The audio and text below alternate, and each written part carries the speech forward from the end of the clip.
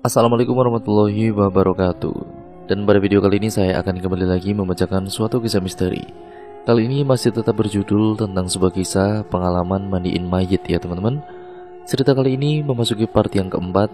Jadi untuk kalian yang belum menonton part sebelumnya, saya sarankan untuk kalian menontonnya terlebih dahulu agar kalian mengerti keseluruhan alur ceritanya dari awal sampai akhir nanti. Cerita kali ini masih tetap ditulis oleh Mbak Ratna Dewi Lestari. Nantinya kalian juga bisa mengunjungi thread beliau secara langsung ya teman-teman. Yuk, daripada kita lama-lama, daripada kita penasaran bagaimana kelanjutan ceritanya, mari kita langsung saja menuju ke kelanjutan ceritanya. Perhatikan baik-baik karena ceritanya akan segera saya mulai.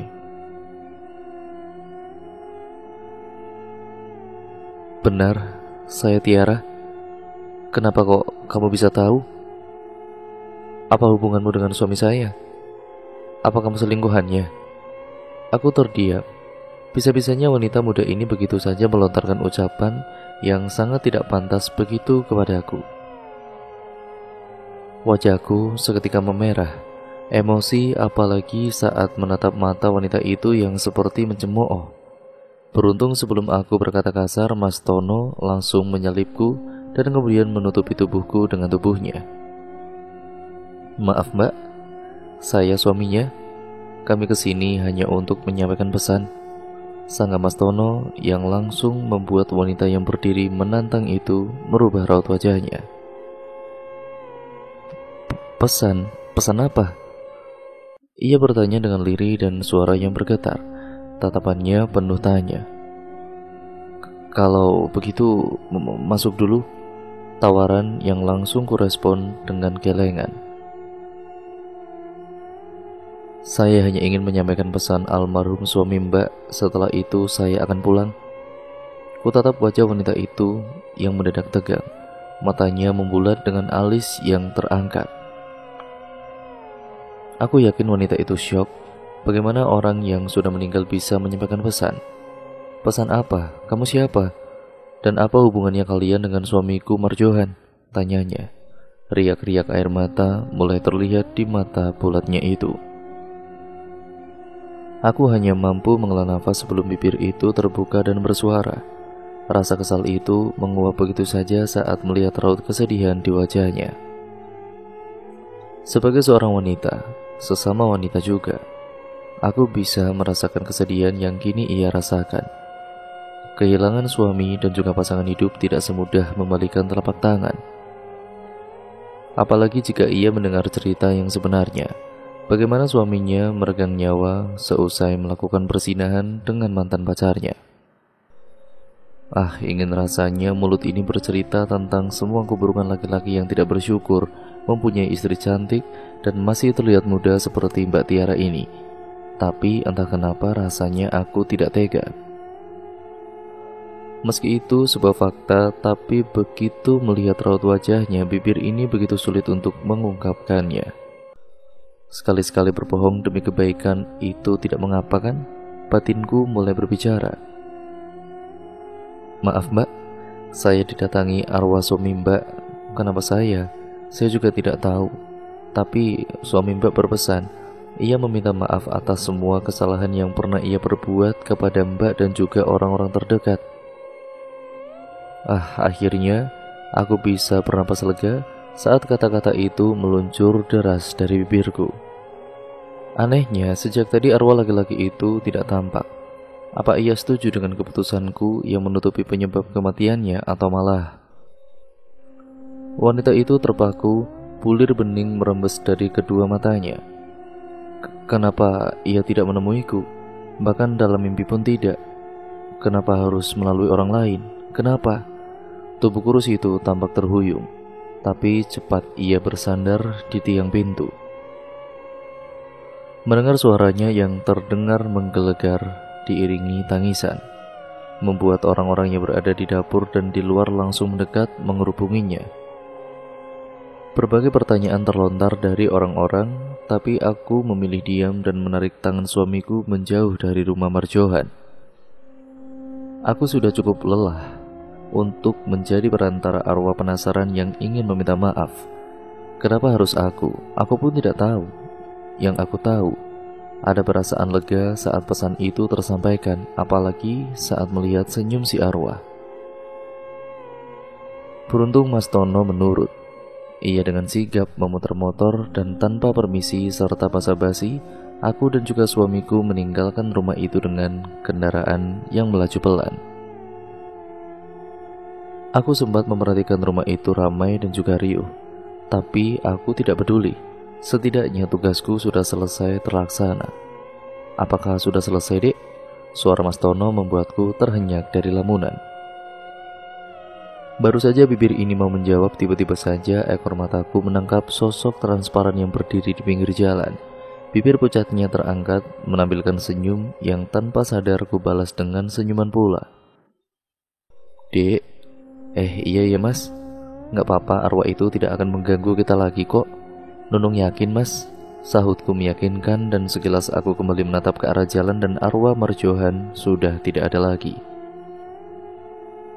Aku lega berharap arwah Marjohan dan juga Lestari tidak lagi mengganggu kehidupanku dan terbebas dari semua pengalaman gaib yang beberapa hari ini menggangguku.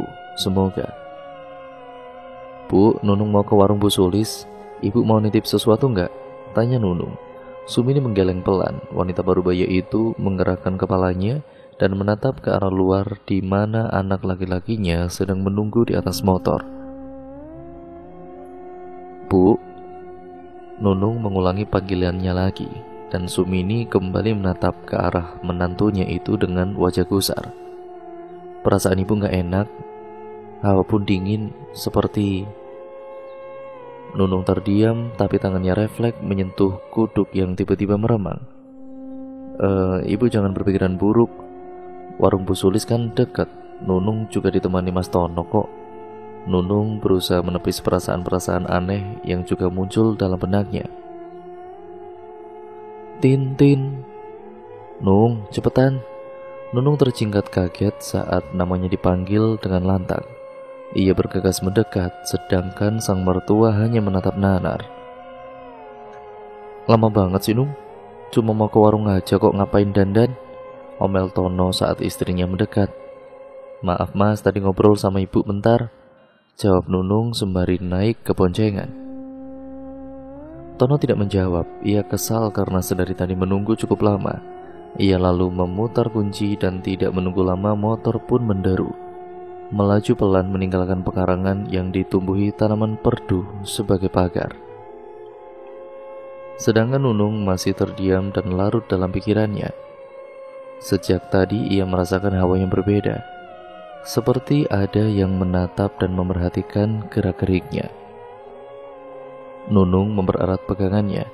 Sesekali matanya liar mengedar ke jalanan sepi yang mereka lewati. Anehnya, warung Bu Sulis yang dekat terasa sangat jauh sekali, dan motor yang dikendarai oleh mereka berdua seolah-olah bergerak pelan seperti keong. Perasaan kok gak sampai-sampai ya? Tumben jalanan di sini kok sepi dan motor kenapa rasanya lambat banget jalannya? Keluh Tono. Tangannya masih berada di kemudi dan pandangannya lurus ke arah jalan yang hanya disinari lampu motor. Gak tahu ya Mas, jawab Nunung gugup. Ia merasa ada yang tidak beres, sementara Tono mulai merasa kehausan. Tarikan gasnya terasa berat seperti membawa beban yang melebihi kapasitas. Ia terus memaksa hingga motor tuanya terbatuk karena tidak mampu menarik beban berlebih itu. Tono terus memaksanya melaju dan kemudian hingga det det det, motor itu berhenti seketika. Ya, motor itu mogok. Kenapa Mas? Kenapa motornya tiba-tiba berhenti? Nunung yang gelisah turun dari motor dan berdiri di samping suaminya. Tono mengembuskan napas kasar. Ia lalu kemudian memandang ke arah istrinya dan turun dari motor. Mogok Nung, kita pulang aja yuk, ajak Tono. Mas, apa kita salah jalan? Perasaan jalan ini bukan jalan yang biasa kita lewati kalau ke warung Bu Sulis. Tono terdiam. Ia lalu menyandarkan motornya dan matanya mengedar ke segala arah. Dahinya mengernyit dan setuju dengan ucapan istrinya tadi. Perasaan Mas lewat jalan yang biasa sih, tapi kok jadi kesini ya? Sejak kapan di jalan ini ada kebun jagung? Nunung merapatkan tubuhnya saat ia merasakan dingin di sekitar kuduknya. Jantungnya pun berdetak kencang saat tiba-tiba melihat pergerakan di antara kebun jagung. Ia pun terjingkat saat melihat sesosok perempuan keluar dari ladang jagung dan melangkah ke arahnya. Mirah? Mirah? Tono mengulangi. Sama halnya seperti Nunung, Tono pun heran saat melihat tetangganya itu keluar dari semak-semak. Gadis yang diperkirakan berumur 20 tahunan itu tidak menjawab, hanya diam dan membisu. Ia menghentikan langkah tepat di bawah pohon rambutan di pinggir jalan raya itu, seraya menyembunyikan separuh wajahnya seperti orang yang ketakutan. Nunung mengernyitkan dahinya, heran melihat tingkah gadis itu yang ia anggap aneh. Ada apa dengan dirinya? Kenapa Mira? Kok aneh begitu, Dik? Tono tidak dapat menyembunyikan rasa penasarannya. Ia merapat ke tubuh istrinya dan berbisik. Tono seketika terdiam saat tatapan mata gadis itu melesat ke arahnya dengan tatapan yang tajam menghunus. Hawa dingin berhembus ke arah tengkuk tubuh laki-laki itu membeku. Saat menatap mata gadis tetangganya itu, terlihat menakutkan, seperti bukan tatapan manusia pada umumnya. Nung, kamu mau kemana? Tanya Tono seraya menarik tangan istrinya, berusaha menghentikan langkah Nunung yang bergerak ke arah gadis itu. Nunung rasa ada yang tidak beres dengan Mira, sahut Nunung. Ia menoleh ke arah suaminya. Tono menggeleng pelan. Jangan, Dek, perasaan Mas juga nggak enak nih, cegahnya. Nggak apa-apa Mas, Mira itu anak baik. Kita sering ngobrol kok, pungkas Nunung dengan tenang. Ia melepas tangan suaminya perlahan dan tersenyum manis. Tono hanya mampu menghela nafas dan membiarkan istrinya melangkah ke arah Mira, sedangkan ia menunggu sembari mengawasi. Nunung sedikit mendekati gadis itu takut-takut. Ia merasakan hawa yang tidak biasa kala itu. Bulu kuduknya meremang, tapi rasa penasaran menepis itu semua. Mira, kamu ngapain di sini?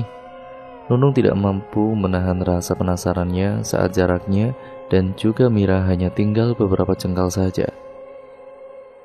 Gadis itu masih terdiam, wajahnya mendadak sendu saat pandangan matanya beradu dengan mata Nunung. Mira, refleks Nunung mendekat dan juga tangannya menyentuh lengan Mira. Ia merasa tergugah saat melihat wajah Mira yang pucat dan ketakutan. Dan Nunung tercekat saat tangannya menyentuh permukaan kulit Mira yang terasa sangat dingin sekali. Seperti menyentuh bongkahan es, sontak Nunung menarik kembali tangannya itu. Mira, tubuhmu. Mata Nunung membeliak saat tiba-tiba tangan Mira menggenggam pergelangan tangannya. Dingin seketika menjalar ke sekujur tubuh Nunung. Tolong Mira, Mbak, tolong. Gadis itu terbata. Nunung mengernyitkan dahi, tidak mengerti maksud dari tetangganya itu. Mira, Mbak gak ngerti apa maksud kamu, kata Nunung sembari memperhatikan wajah Mira yang tampak sangat putih. Tatapan matanya pun kosong seolah tidak ada kehidupan, alias seperti orang yang sudah meninggal dunia.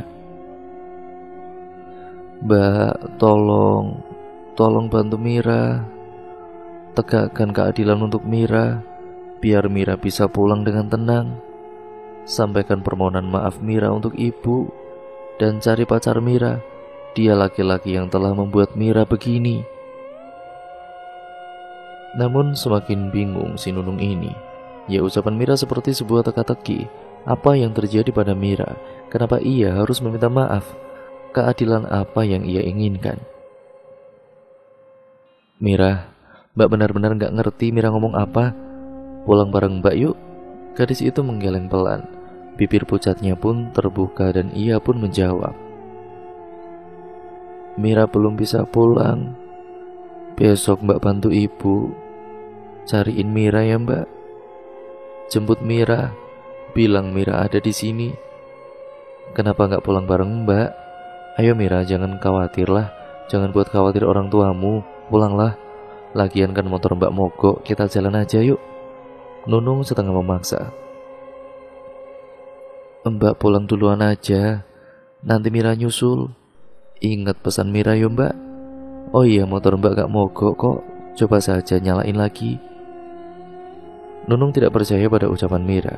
Ia menyuruh suaminya untuk kembali menstarter motornya dan benar saja, mesin motor itu kembali menderu. Alhamdulillah, hidup. Ayo Mira, kita pulang. Nunung melongo. Matanya liar mencari keberadaan Mira yang tiba-tiba saja hilang dari pandangannya. Mira, Mira, panggilnya seraya mengedarkan pandangan ke sekitar. Heran bagaimana bisa Mira kok hilang hanya dalam kejapan mata saja. Nung, ayo cepat Nung, kita kan mau ke warung, pekik suaminya. Tunggu mas, Mira kemana? Sahut Nunung dengan wajah gusar. Tono hanya mengedikkan bahunya. Nggak tahu dek, ya udahlah biarin aja, mungkin Mira pulang duluan.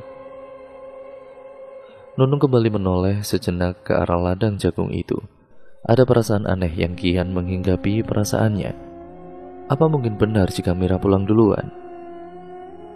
Nunung akhirnya hanya mampu menghela nafas kasar dan ia pun kembali ke sisi suaminya dan naik ke atas motor.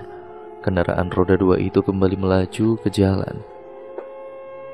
Jalan setapak yang semula terasa kecil dan sempit itu perlahan melebar dan suasana remang-remang berubah terang karena lampu jalanan yang sempat mati kembali hidup, satu persatu menerangi jalanan mereka. Hanya dalam hitungan detik saja, pasangan suami istri itu sudah sampai di muka toko Bu Sulis. Setelah berbelanja, Tono dan juga Nunung bergegas untuk pulang. Mereka kembali melewati jalan yang sama, tapi anehnya, perjalanan kali ini sangat singkat, dan sepanjang jalan mereka tidak menemukannya kebun jagung seperti waktu mereka pergi. Mas, perasaan tadi kita ngelewatin ladang jagung ya? Kan sempat ngobrol juga sama Mira juga tuh. Ini kok nggak lihat ya, padahal motor kan juga nggak ngebut, tanya Nunung saat ia baru saja turun dari motor. Iya benar juga ya Nung, sahut Tono. Kok aneh ya mas, sikap Mira juga aneh tadi. Nah iya, mas juga merasakan hal yang sama. Tapi ya udah dek, mas capek, mau istirahat. Tono melangkah lemas masuk ke arah rumah, diikuti Nunung yang masih penuh prasangka. Kok lama banget Nung? Sumini yang saat itu sedang duduk di kursi rotan depan TV langsung berbicara pada Nunung yang baru saja masuk rumah. Nunung langsung menghentikan langkah dan kemudian menatap ibu mertuanya heran.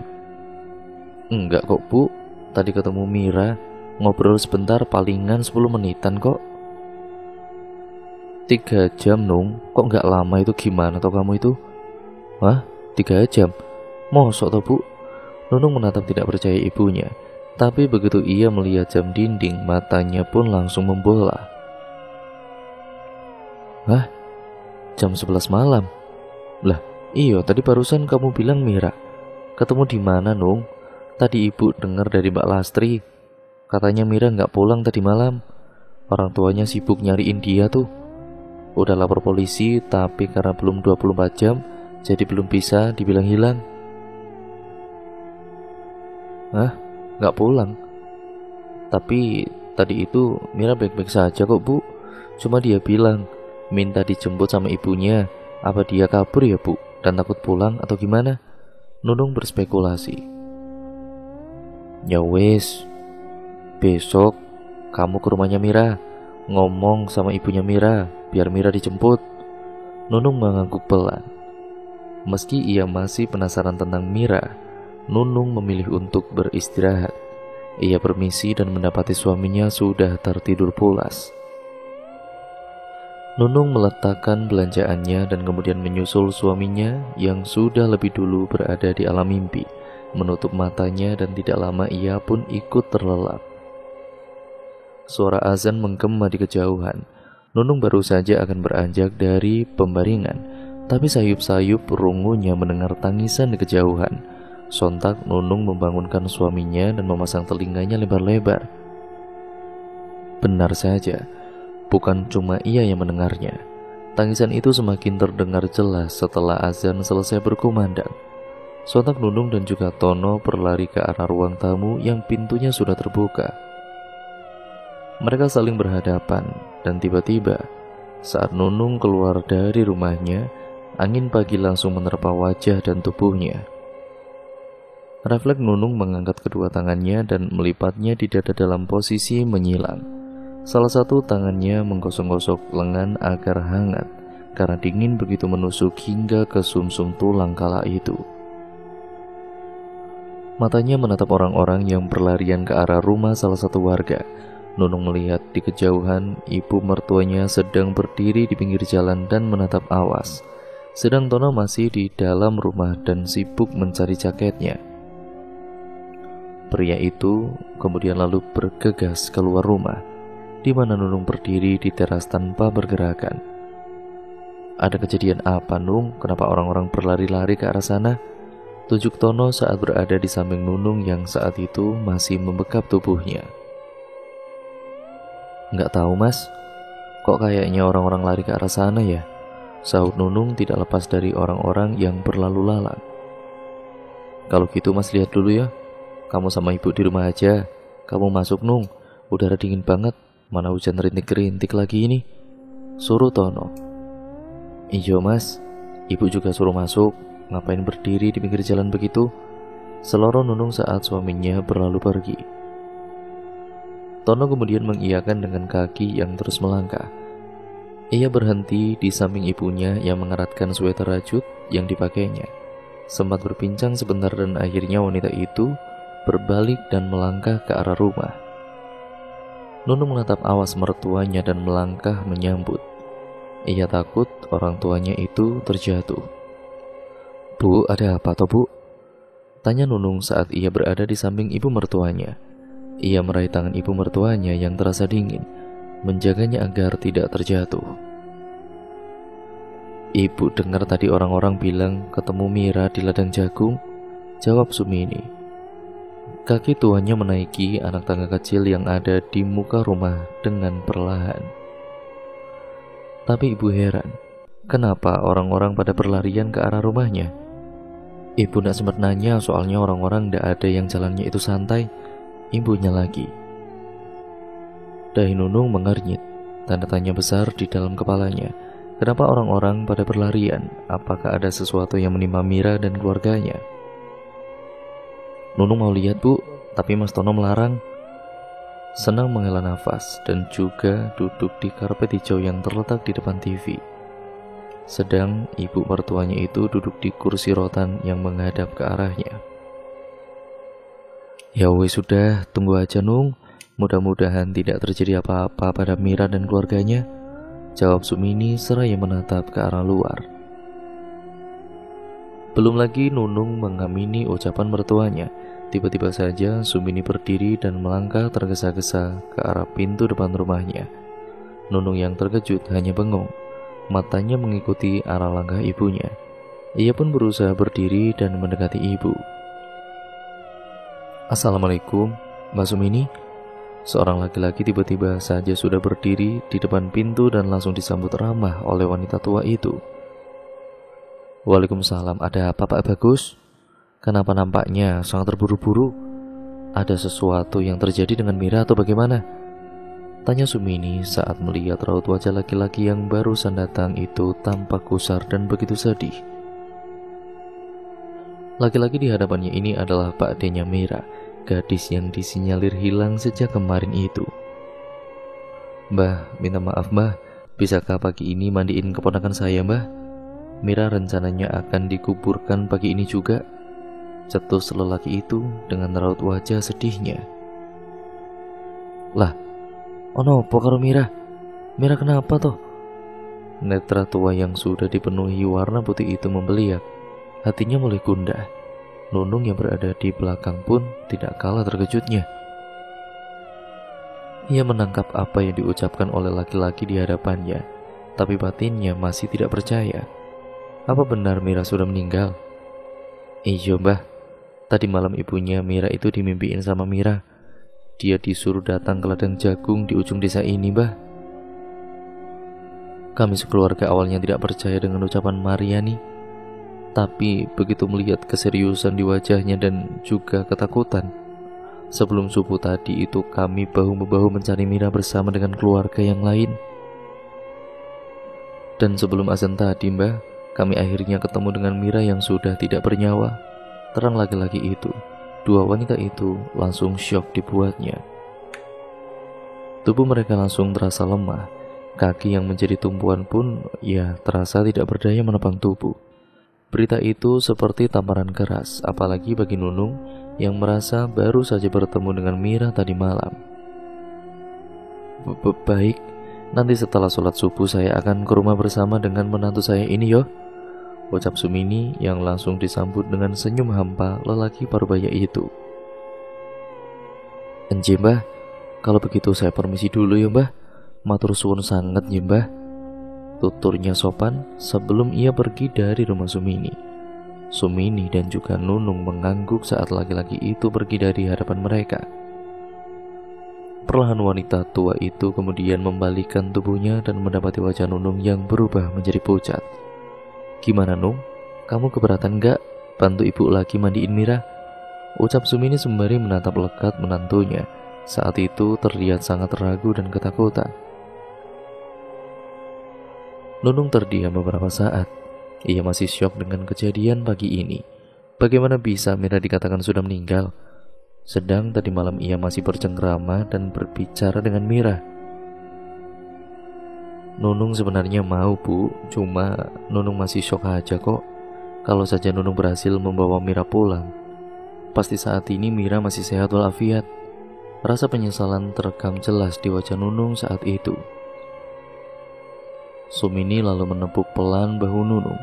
Pancaran matanya seketika membuat Nunung tenang. Bukan salah Munduk, semua sudah jalan takdirnya. Kita sebagai manusia hanya bisa berusaha, tapi ketetapan hanya milik Allah. Kasihan Mirando, kalau bukan kita siapa lagi yang akan membantunya? Sumini berkata lembut, berusaha untuk menenangkan menantu kesayangannya itu. Baik Bu, Nunung akan temani ibu. Nunung akhirnya mengangguk setuju. Nah begitu, kalau bukan kamu dan juga Lastri yang bantu ibu, siapa lagi? Kamu tahu kan Nung, orang-orang desa ini enggan untuk menggantikan posisi ibu. Ya selain mereka takut pekerjaan ini tidak memberikan pundi-pundi rupiah yang besar, hanya keikhlasan dan juga lillahi ta'ala yang kita dapatkan, papar Sumini dengan wajah sendu. Nunung merespon dengan anggukan pelan kala itu. Kalau begitu, ibu siap-siap dulu ya Nung, sholat juga belum? Ucap Sumini sembari melangkah ke arah dapur dengan tergesa-gesa. Nunung pun mengikuti jejak ibu karena ia belum melakukan kewajibannya itu. Saat matahari mulai beranjak dari peraduan, Nunung bersama ibu mertuanya bersama Lastri berangkat ke rumah almarhumah Mira. Mereka berjalan beriringan tapi tanpa berbincang, larut dalam pikirannya masing-masing. Nunung sempat menghentikan langkah saat mereka akhirnya tiba di rumah duka. Rumah sederhana bercat biru yang dikelilingi bunga melati Jepang itu tampak ramai sekali. Orang-orang seliweran dengan kegiatannya masing-masing. Ada yang beberes di bagian ruang tamu, mengangkat kursi-kursi dan juga menyusunnya di depan. Di bagian halaman ada beberapa orang laki-laki yang mendirikan tenda persatuan dan sebagian membuat tempat pemandian di belakang. Sedangkan ibu-ibunya terlihat berlalu lalang dengan membawa kantong yang berisi bunga dan juga beras. Nunung tersentak saat seseorang menepuk bahunya. Ia tersadar dari lamunannya, dan begitu ia melihat ternyata ibu mertuanya yang menepuk punggungnya itu. Ayo Nung, sudah siang, kasihan orang-orang sudah menunggu di dalam. Kamu jangan ngelamun aja Nung. Seloroh ibu mertuanya seraya berdecak kesal melihat tingkah laku Nunung. Ia melangkah sigap, meski usianya sudah senja, bersama dengan anak perempuan di sebelahnya yang selalu menggandeng tangannya. Nunung mengembuskan napas gusar. Bukan ia tidak ingin untuk membantu memandikan jenazah Mira yang tiba tadi subuh. Ya, tapi rasa bersalah kian menggerogoti hatinya. Ia masih berpikir, jika saja ia tadi malam mau sedikit menyingkirkan rasa malasnya dan segera menemui orang tua Mira. Nunung yakin, saat ini Mira masih dalam keadaan baik-baik saja. Saat mereka semakin dekat dengan rumah Mira, Nunung heran melihat orang memakai masker. Memang bukan hal yang aneh sebenarnya. Apalagi kampungnya ini kan baru terbebas dari virus COVID yang sempat menyerang. Tapi semenjak ada himbauan presiden untuk tidak memakai masker, warga kampungnya sudah tidak pernah lagi memakai masker untuk kegiatan sehari-hari. Mbak Lastri, kenapa orang-orang pakai masker, Mbak? Apakah virus COVID masih ada ya? Tanya Nunung seraya menjawil lengan ipar perempuannya itu. Lastri menghentikan langkah, begitu juga dengan Sumini, ibu mertua Nunung. Lah iya, kok aneh orang-orang kok pada pakai masker, gimana Nung? Apa kita pulang ambil masker dulu? Jawab Lastri dengan ragu. Tunggu Nduk. Apa berdua mencium sesuatu? Sumini mengendus-ngendus, hidungnya bergerak-gerak, seperti menghirup aroma sesuatu. Nunung dan juga Lastri saling pandang, seketika mata mereka membola dan seperti tahu apa yang ada di pikiran masing-masing. Kok bau bangkai ya, Bu? Cetus Lastri begitu saja. Apa ini bau bangkai Mira? Bukankah Mira ditemukan sudah meninggal? Ibu wanita berhijab hitam itu lagi. Ya nggak mungkin, Las. Tadi malam aja masih ketemu Nunung, disuruh ibunya buat jemput, diajak pulang nggak mau. Belas ini ya nggak mungkin, Mbak. Tadi malam aja Nunung pulang jam 11 malam, Mbak. Dan saat itu Mira masih sehat kok. Tidak mungkin hanya dalam waktu beberapa jam saja Mira sudah jadi bangkai.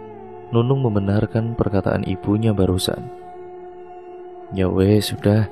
Daripada banyak pikiran dan juga menebak-nebak, lebih baik kita masuk dan melihat keadaan Mira di dalam. Ajak Lastri. Ia menyudahi perdebatan di antara mereka. Apalagi ia melihat rumah almarhumah Mira semakin ramai oleh warga yang ingin bertakziah.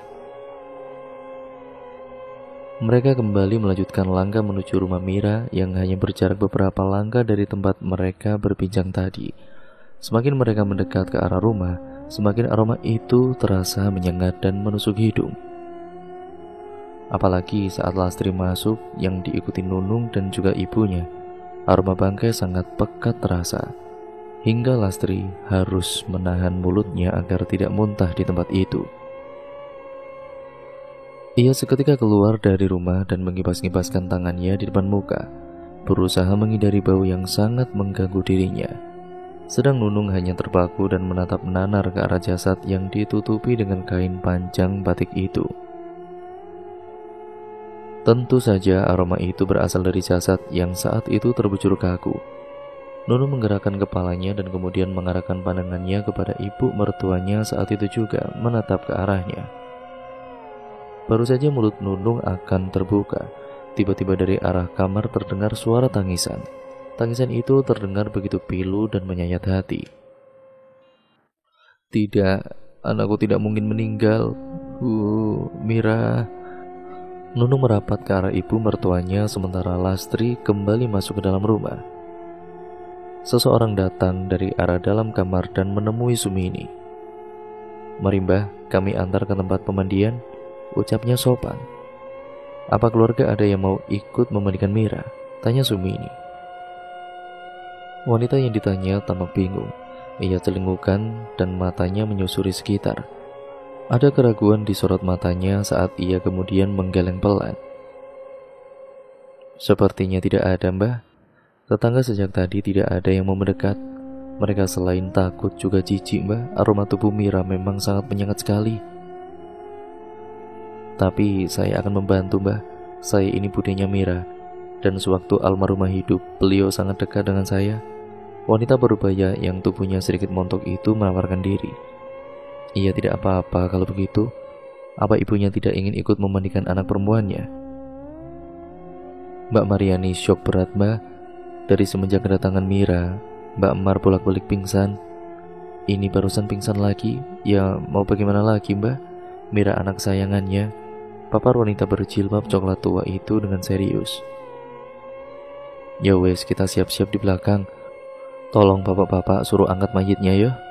Tita Sumini yang langsung diangguki wanita itu. Mereka lalu mengikuti langkah budinya Mira ke arah belakang, menuju tempat pemandian jenazah tersebut. Tempat itu sudah selesai dibuat. Tempat pembaringan jenazah yang terbuat dari stainless steel pun itu sudah tertata rapi, berdiri di samping drum plastik besar beraroma jeruk purut yang begitu menyengat. Mira dibunuh, Mbah. Jasadnya sangat mengenaskan. Mbah jangan terkejut nanti saat melihat kondisi tubuh dan juga wajah Mira, ungkap budinya Mira saat Sumini mulai mempersiapkan diri. Tangannya yang saat itu ia lapisi dengan sarung tangan langsung berhenti dan melesatkan pandangan ke arah wanita tadi. Diperkirakan sudah lewat 24 jam kematiannya karena tubuhnya sudah membusuk dan mulai mengembung. Imbuhnya lagi, 24 jam? Ini tidak mungkin, wong tadi malam saya... Sudah Nung, jangan dilanjutkan. Itu mayatnya datang. Sumini memotong ucapan menantunya.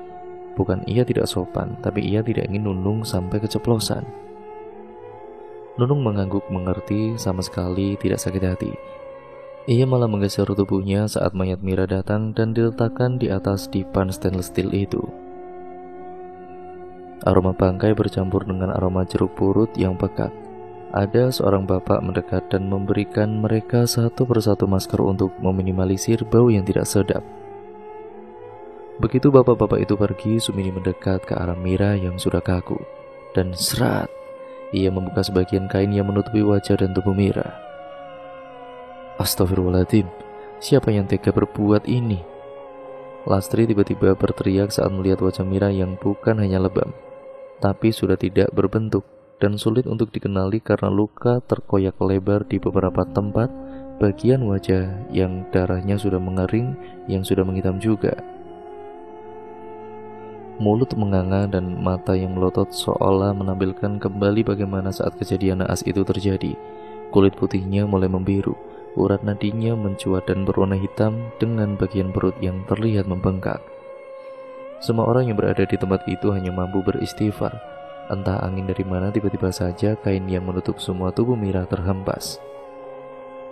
Semua mata tanpa sengaja menangkap pemandangan yang lebih mengerikan lagi. Celana Mira yang sudah turun sampai ke paha menunjuk sesuatu yang membuat tubuh membeku. Mira korban pembunuhan dan pemerkosaan. Tapi kenapa sedari tadi tidak ada polisi?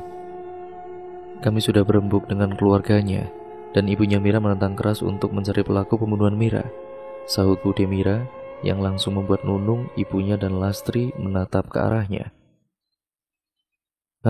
Jadi ibunya Mira membiarkan pembunuh Mira berkeliaran begitu saja. Ini aneh, padahal Mira bilang kalau... Nunung menghentikan ucapannya saat ia merasa ada yang menjawilnya. Ia menoleh dan melihat mata mertuanya yang melotot ke arahnya. Mira, kapan Mbak ketemu dengan Mira? Dia bilang apa Mbak? Wanita berjilbab coklat itu mendekat. Nunung langsung terdiam. Ia ingin jujur tapi ia melihat larangan dari mata ibu mertuanya. Nanti kita bicarakan lagi, apa ini tidak kenapa-napa kalau kita menikah sekarang? Mengingat Mira meninggal dengan cara tidak wajar, Sumini menatap Bude Mira dan juga Lastri secara bergantian. Wanita yang tadinya menggigit bibir, ia pun bingung. Ia pun tahu jika ini sebenarnya bertolak belakang dengan hukum. Ia pun sebenarnya heran, kenapa orang tuanya Mira bersikukuh untuk tidak melaporkan kematian Mira yang misterius ini. Dan cerita pun akhirnya bersambung lagi ke part yang selanjutnya ya teman-teman, yaitu part yang kelima. Jadi untuk kalian yang penasaran bagaimana kelanjutan ceritanya, kalian harus tetap stay tune terus di channel ini dengan cara like, comment, dan share, serta subscribe untuk kalian yang belum. Nyalakan tombol lonceng notifikasinya agar kalian tidak ketinggalan video terbaru selanjutnya dari channel ini. Sekian dan terima kasih ya teman-teman, sampai berjumpa di video terbaru selanjutnya. Kurang lebihnya mohon maaf, video ini saya akhiri. Wassalamualaikum warahmatullahi wabarakatuh.